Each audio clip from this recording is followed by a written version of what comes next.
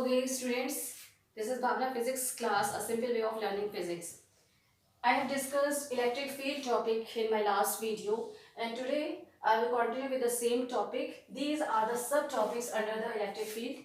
First one is electric field due to circular loop, electric flux, Gauss law, application of Gauss law, proof of Coulomb's law from the Gauss law. Remember this, Gauss law is very important in CBSE board. So consider all the applications and just make a clear overview for the Gauss law. Your concept must be clear for Gauss law, then only you can solve numerical as well as you can note down the derivations. So first of all, note down these topics which are given here under the electric field topic. Okay.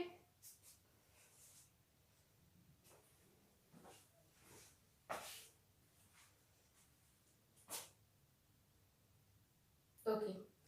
So now I am taking the first subtopic, electric field due to circular loop. Okay. Last time in my last video I discussed electric field due to point charge, and that is the direct formula. The only 3 steps formula is there. Like one is the E is equal to F over Q. Afterward you have derived the E result from the force Coulomb force formula only. So that is a simple based result, and E is equal to 1 over 4 pi epsilon naught Q divided by R square, where Q is the source charge. Remember these things too. Now here I have drawn this figure, and this one is a circular loop. You can say it as a ring too. Okay, inside it is hollow. All the positive charges are spread over the surface of this circular loop. Okay, and let the charge value here, you need to, whenever you will write the derivation, you need to write down the theoretical part to elaborate the different terminology which you are using in solving derivation. So here the charge I have taken, that is capital Q. Okay, P is the point where you have to calculate electric field due to the circular loop. So P point is at x distance apart from the center of circular loop, and P is at r distance apart from any point over the circumference of the circular loop. So here these are the two distances we have taken. Okay. Now you can see that we can take very small charge here at point A. This is very small value of charge. Okay. Afterward, due to this charge, the electric field at P point, we can draw the direction of electric field at P point here in this way, in the radial direction of R. Okay, so at the center position there is no charge, so we will not consider the electric field here towards the CP line. Okay, we are only considering the electric field due to the charges present at A point, and we are calculating the electric field at P point. So direction of electric field is now you can see this direction is seen here towards the direction of E. Now we can take two components of electric field. One is E parallel and one is E perpendicular. Parallel and perpendicular we have written on the basis of this radial line. So from the CP line we have taken the parallel position of electric component, and the perpendicular component again perpendicular to the CP line. Okay. Now similarly, if we are taking any small charge here at this point, let this point is A dash. So from A dash point we can draw one radial direction, and we can draw the electric field E dash due to the A dash point. Again we can find out, you can draw this with this dotted line, because if we have calculated the electric field at P point due to A, we can easily calculate the electric field at P point due to A dash or due to whole ring. So here we have considered only the one structure. So this is hypothetical, and that is why we have taken A dash P line as the dotted line. So E dash is the next electric field direction. Again we can take two direction, E dash parallel and E dash perpendicular. Okay. Now in this figure at P point various forces are acting, because this is a circular ring. Here on the board you are seeing it as a two-dimensional figure, but it is actually a three-dimensional figure. This is a circular ring. So all the perpendicular components are present throughout the three-dimensional figure. You can see only the two components. There's E perpendicular dash and E perpendicular arc opposite to each other. And if you are taking the point charge, then the formula for E is what? E is equal to 1 over 4 pi epsilon naught Q divided by R square. Okay. So due to A dash point, you will get the same result for the perpendicular component. Due to A point, you will get the same result for the perpendicular component. Only change, there is a change in the direction, but the magnitudes are same. So directions are opposite and magnitude are equal. So what will happen? All the perpendicular component will be neglected, can nullify each other. So you will get only the parallel component. Okay. So we have to calculate electric field at P point, total electric field at P point due to the parallel component of electric field in the radial portion of CP line. Okay. So electric field net, that is equal to integration of electric field due to a small component. I have taken a small portion A dash. So A dash, let the small value of charges dq. So we have considered the small value of electric field, parallel component only. All the perpendicular component are neglected. This you have to write in the theory part. I will provide the notes in my link later on, and you can go through the notes too to find out the steps of this derivation. So E perpendicular component will be neglected with each other. Only you will get the parallel component. So E perpendicular are removed off and parallel component we will integrate. Okay. So all the E perpendicular component we will integrate it. We can write it as dE. Let the net electric field at A point is dE, for which we have taken the perpendicular component. So if we have taken this angle theta, so the angle here in between the parallel component and the net electric field, this will also be theta, corresponding angle. Afterward, the value of E parallel we can write in the form of E as E parallel is equal to E cos theta, because theta is here. Okay, are you getting it? Theta is here. So there are two components. So parallel component we can write that E perpendicular is equal to what? E sin theta, and E parallel is equal to what? E cos theta. So we can write here in place of this parallel sign dE cos theta. If we will integrate it, we will get the whole value of E. I hope the basic concept here is clear to you. Okay.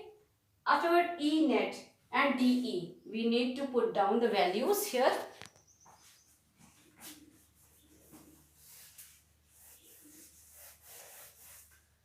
So next one, what will we do?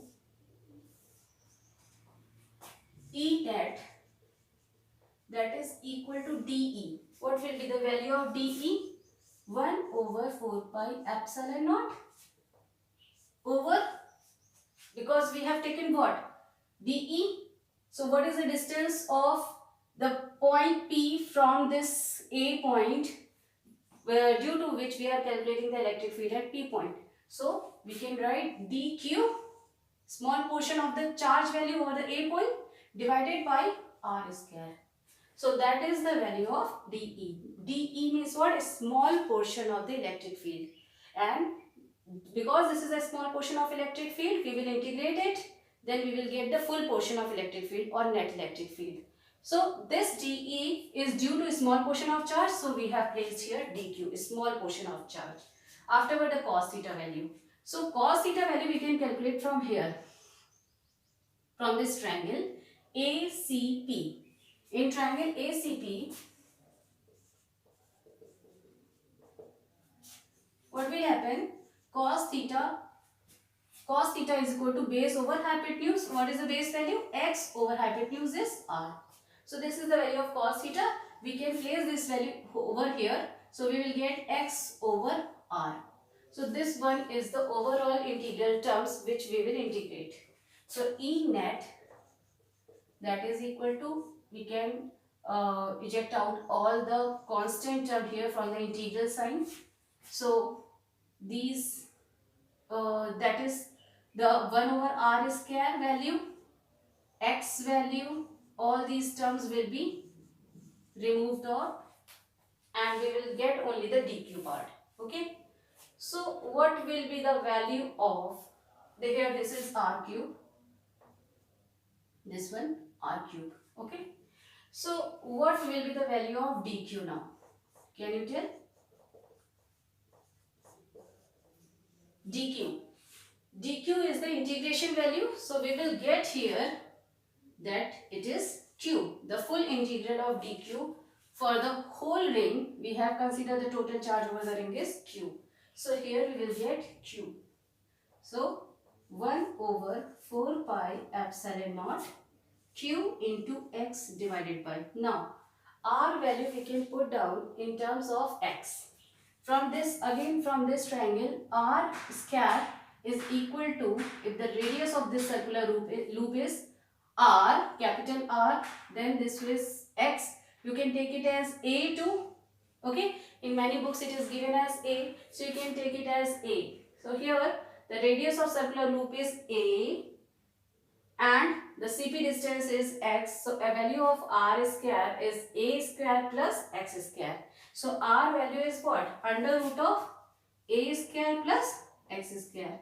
Under root means 1 by 2 and it will become 3 by 2. So this is the net electric field due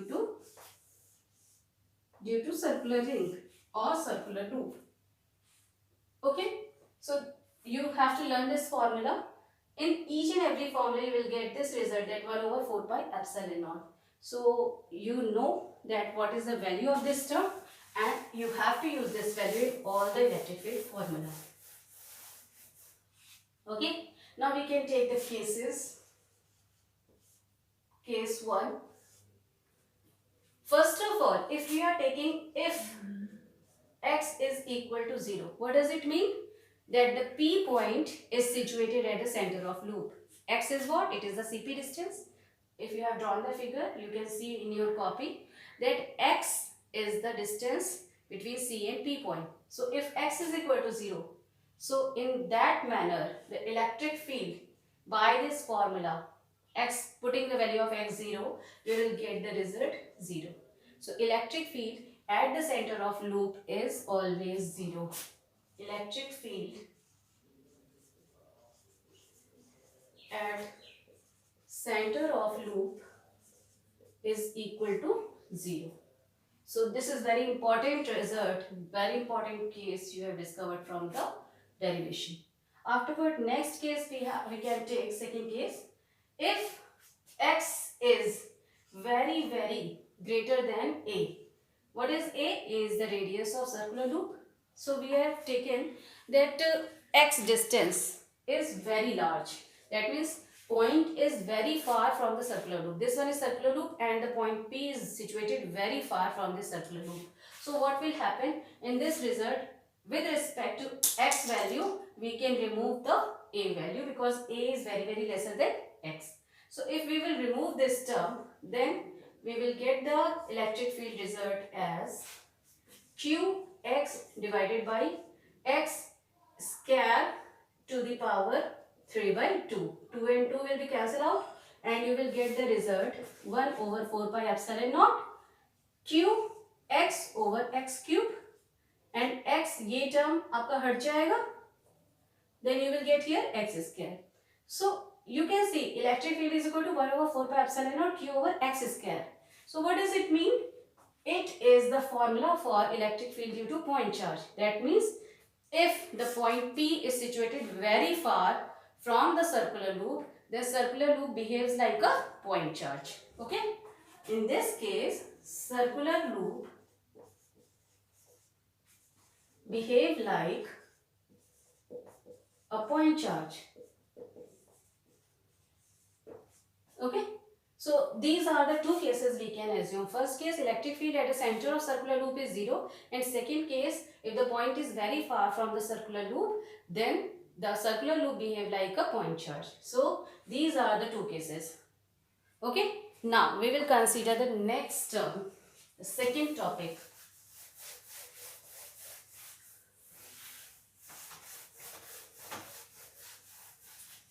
If you have any query related to this topic, you can discuss me in my videos in my channel too. Okay, you can ask queries too if you have any problem. Okay, I will upload related notes too. So here the next topic is electric flux. Okay, this is very important topic. Electric flux is the most important point. Okay, so before discussing electric flux, I want to discuss the plane angle and solid angle.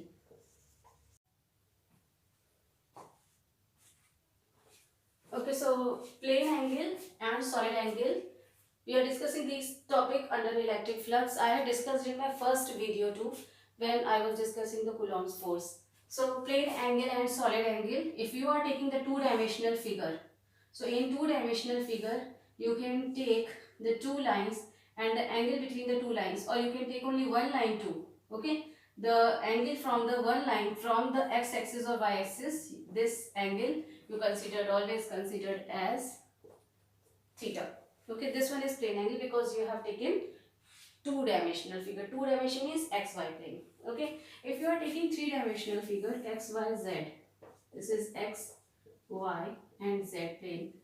So x, y, z plane means what? You have to consider the three-dimensional figure. This is a part of a circle. Okay, that means a circle is now converted into a sphere. Okay, a rectangle is converted into a cuboid. A square is converted into a cube. So these are the three-dimensional conversion. So here we have, if we have considered the three-dimensional conversion, then in place of this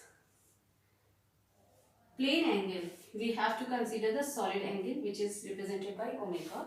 The solid angle is equal to surface area. If we have taken the surface area, which is spherical in shape, then it will be 4 pi r square divided by the radius square. So r square, you will get the full value of solid angle as 4 pi. Here the angle is equal to arc over radius. So arc, your maximum value of arc is circumference of the circle, then 2 pi r divided by the radius, arc over radius. So you will get the result 2 pi. Okay, so plane angle and solid angle, the difference between the two is only that plane angle is considered in two dimension and solid angle is considered in three dimension. Plane angle maximum value is 2 pi, solid angle maximum value is 4 pi. Okay, so here we have to discuss the electric flux topic. So what is the physical meaning of electric flux? The number of electric field lines passing through an area is called electric flux. I'm just taking the very basic example regarding the electric flux. If we have considered the two values, one is electric field and one is area. Okay, I told the definition, electric field lines corresponding to an area is called electric flux. So area we can make constant in this time only. Electric field is corresponding to electric field lines because we have discussed the electric field introductory video. Okay, so here electric field lines are ejecting out from this positive charge. So if the area is fixed nearby to this positive charge, the electric field lines are only 2. If we are moving away from this positive charge with the equal area value, now you can see the number of electric field lines is what? Only 1. So if area is fixed and electric field lines are spreading out from the positive charge or negative charge also you can take, okay, it is absorbing towards the negative charge, then what will happen? That number of field lines changes. So this is corresponding to flux. Flux here is more because number of field lines corresponding to the area is more. Flux here is less because the number of field lines is comparatively less. So that is the physical meaning of flux. Electric field lines corresponding to a area. Okay, if you are close by to the positive charge or negative charge, force of attraction or repulsion will be more. That means electric flux is more. Okay, flux is a mathematical terms. I told the physical meaning, and now this is a mathematical term which is very important in Gauss law. So you must know what is electric flux. First of all, it is represented by phi and it is a scalar quantity. Remember this thing. Okay. The mathematical formula for electric flux is equal to E dot ds. Okay. Either ds or dA. You can take E dot ds. If you are taking the small value of flux, for the full value of flux, you can take it as E dot s. Sometimes in some books it is also written as E dot A. A is also area here. So dot product means scalar product. Here the scalar product is used. So that means what? The overall product quantity of these two vector quantity will be a scalar quantity. Now you will think that how an area is a vector quantity, because in class 11th you read that area is not a scalar quantity, a vector quantity, it is a scalar quantity. So area is a vector quantity in the sense if we are taking the normal vector, this one is the normal vector, representation of unit normal vector n and cap. So unit normal vector corresponding to the area is the area vector. Okay, area can be considered as a vector quantity if we are taking the normal vector to any area. So here this one is the area, let the value of this magnitude of this area is A. Then the area vector is corresponding to unit normal vector multiplied by the area corresponding to this surface. So this is the area vector, okay, which we have used in the mathematical formula for electric flux. So you can learn this formula and afterward unit of this formula, unit of this phi, it is a scalar quantity. Unit from here you can consider electric field unit is what? Newton per Coulomb, because E is equal to F by Q. So Newton per Coulomb multiplied by meter square. So that is a meter square is used for area. So this is the formula unit for phi. But in short we write it as Weber or WB. So Weber is the unit for electric flux. We will use only this term, this notation for the unit of flux. So Weber is the SI unit of electric flux. Okay. So electric flux, physically it is defined as number of electric field lines corresponding to an area, and mathematically E dot S or E dot A. Okay. Now consider the next topic, third one, because now the electric flux topic is clear to you. So we will discuss Gauss law. Third topic. Okay. Now you can see here, I want to give you one example. This one is the board plane and electric field lines are perpendicular, are passing perpendicular to this board plane. We have fixed the area of board plane. Okay, electric field lines are passing perpendicular to this board plane. So what is the value of flux now? Okay, you have to find out the value, because you need to take example. Board plane, the electric field lines are passing perpendicular to this board plane. So value of phi is equal to E dot A. That means EA cos theta. What is theta? Theta is the angle between electric field lines and the normal area vector. ये जो unit vector है इसके बीच में angle हम देखते हैं. So that is the theta. Okay. So because the normal unit vector is what? Here corresponding to this area is perpendicular to this plane. So normal unit area vector, that is towards the direction which I have shown from the marker, and electric field lines are also passing from the board plane perpendicular to it. So the angle between the normal unit area and the electric field lines is 0. So here in this case EA cos 0, and cos 0 value is what? 1. So you will get the value of flux as EA. So this one here we can represent with the help of this diagram. If the electric field lines are passing through this area, like in this manner,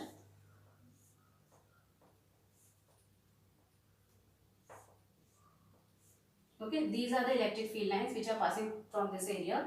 So theta, here in this formula, the theta is the angle between electric field lines and the normal unit area. Okay, you will not consider the angle between the area. This one is the area, so you will not consider this angle. This is wrong.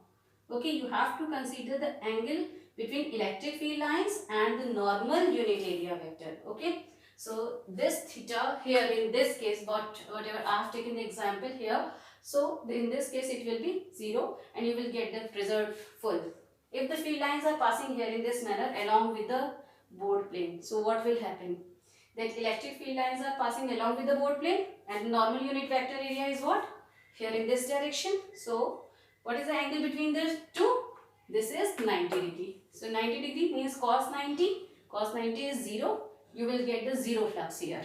Okay. So electric flux depends on the angle between the electric field and normal unit area vector. This is very important part and this can be used in some questions, in some numericals. So be aware of it. Okay. Now the next one is Gauss law. This is the most important topic of chapter 1. Gauss law means, here the Gauss was one scientist who's discovered that electric field due to various structure, it is not easy to calculate all time. So he had discovered the mathematical expression relating the electric field and the charge so that we can easily get the last result of electric field due to different structure or due to different cases. Okay, so Gauss has discovered the mathematical relation. Now what was the statement of that mathematical relation? That I'm just telling you the statement of Gauss law. Listen it carefully. Gauss law states that the flux corresponding to an enclosed surface, okay, flux corresponding to a closed surface is equal to 1 over epsilon naught times of charge enclosed by that surface. Okay, that is the value of, that is the relation which is the statement of Gauss law. Again I am repeating, flux corresponding to a closed surface. These are the conditions. The surface should be closed. The flux corresponding to a closed surface. Initially, every time closed surface, we imagine only the circle. Okay. So this one is the circular surface. In 3-dimensional, it is a spherical surface. So flux corresponding to a closed surface phi is equal to 1 over epsilon naught times of charge enclosed by that surface. If the charge is present inside this surface at the center, let this charge is Q. So charge is present inside this surface. So it will, if it is positive charge, it will eject out electric field lines and we can calculate the flux corresponding to this closed surface. Okay. So this is the statement, flux corresponding to a closed surface is equal to 1 over epsilon naught times of the charge enclosed by that surface. Charge should be inside that surface. And this particular surface, because the surface is assumed by Gauss, the surface is called Gaussian surface, and this is the imaginary surface which we can easily assume in accordance with the structure given to you. Okay. So here phi is equal to 1 over epsilon naught times of Q. What is the value of phi here? We can write down phi as integration of d phi, which is equal to Q by epsilon naught. D phi integration means what? E dot ds. Okay, dot scalar product. So if we are able to calculate this integral value, we can easily calculate the electric field corresponding to any structural surface. Okay, which is having some structure, we can assume it. So Gaussian surface is the hypothetical surface which we will assume in the derivation in accordance with this structure. So remember this mathematical terms relating the flux and the charge.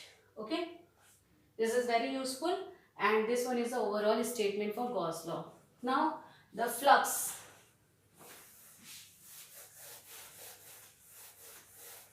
This flux phi is positive. This flux phi is positive if the electric field lines are emitting out from the surface. We have assumed this Gaussian surface. Gaussian surface must be drawn with a dotted line.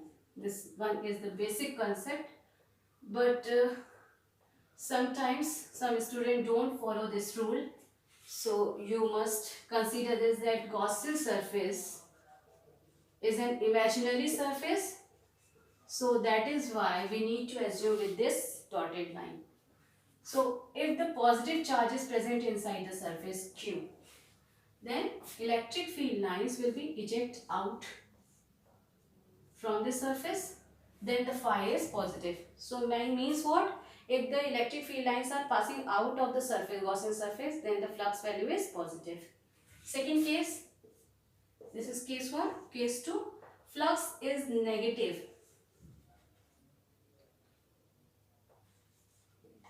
Flux is negative if the electric field lines are absorbing through the Gaussian surface. This is Gaussian surface, and electric field lines are absorbing inside the Gaussian surface. That means the charge present inside the surface is minus. So that is why the flux value will come with the negative sign. Okay, this one is the second case. Third case, if the charge is present outside and this one is the Gaussian surface, again with the dotted line,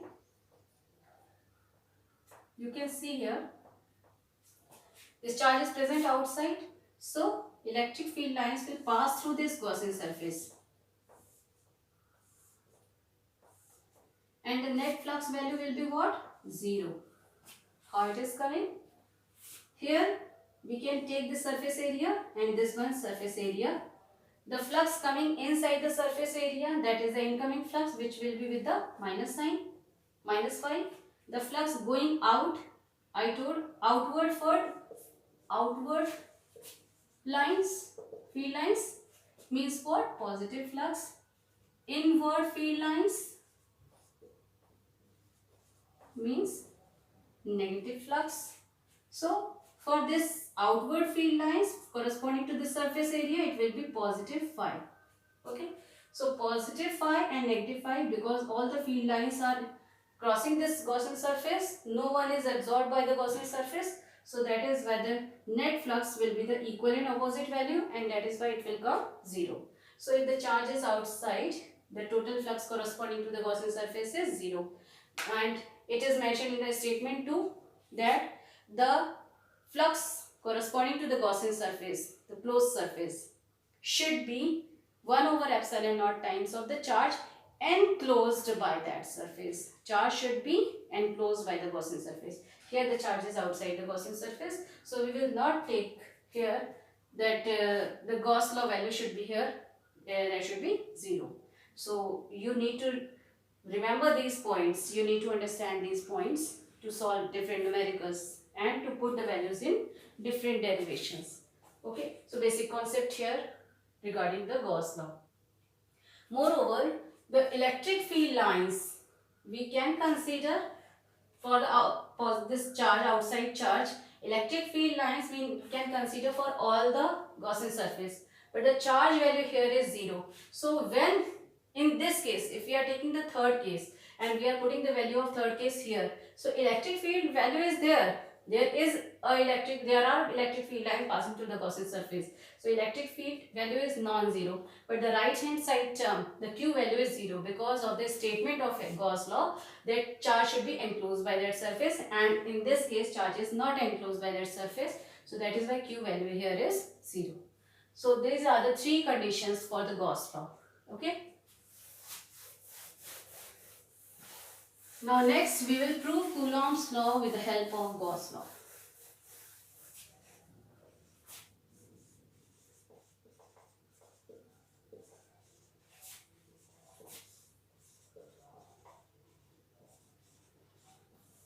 We will prove that Coulomb's law is verified with the help of Gauss law. Okay. According to Gauss law, closed integral E dot ds, that is equal to Q by epsilon naught. Okay. This one is a point charge and this is a point P where we are calculating electric field. Okay. And this point P is at distance x. So we can draw one circular part. That means this is the Gaussian surface. This is Gaussian surface which encloses the charge Q, and now the radius of this Gaussian surface is x. Okay. So this one is the mathematical expression for Gauss law. So solve this value here. Now closed integral E dot ds can be written as E ds cos theta, that is equal to Q by epsilon naught. This theta is what? It is the angle between the normal vector and electric field. So this one is a Gaussian surface. The normal vector over the Gaussian surface is this one. Surface area is S. Okay. Normal vector is N. Now this one is a positive charge, so electric field lines will also ejecting out here in this direction. So electric field and normal area vector, the angle between the two is 0. So closed integral E ds cos 0 is equal to Q by epsilon naught. Generally, we get the value in between the, when we are solving derivations, we generally get the value of theta as 0 and the value will come as 1 cos theta. So here E ds is equal to Q by epsilon naught. E you can take out from the integral. This is closed integral. Why we have taken closed integral means we will integrate it throughout the closed surface. That is why it is closed integral. So here ds, that is equal to Q by epsilon naught. So what is the closed integral value for the surface area? This is a spherical surface in 3 dimension. So the surface area for the spherical surface is what? 4 pi r square. Here r is what? X square. So Q by epsilon naught. And now you will get the result of E as 1 over 4 pi epsilon naught. These two terms, Q divided by X square. This is the value of electric field due to a point charge. Okay. Afterward, as F is equal to what? E into Q naught. Let the Q naught charge is present at point P. Why we are putting these value now in between the derivation? Because we have to prove Coulomb's law. Coulomb's law is what? It is based on force. So force value we can calculate. So F is equal to E into Q naught, and the Q naught is the test charge which is present at point P where we are calculating the electric field. So force value, we can put the value of electric field from here and we will get the result as 1 over 4 pi epsilon naught Q naught over X square. And you know this, that this one is Coulomb's law. So we have proved Coulomb's law with the help of Gauss law in very easy step. You only have to learn this, the first step, that E dot ds closed integral, that should be 1 over epsilon naught times of Q. Okay. I hope you understood this topic, and the very last topic is application of Gauss law. So that I will discuss in my next video coming soon. Okay. I hope today you have understood the topics which I have discussed in this class. Thank you.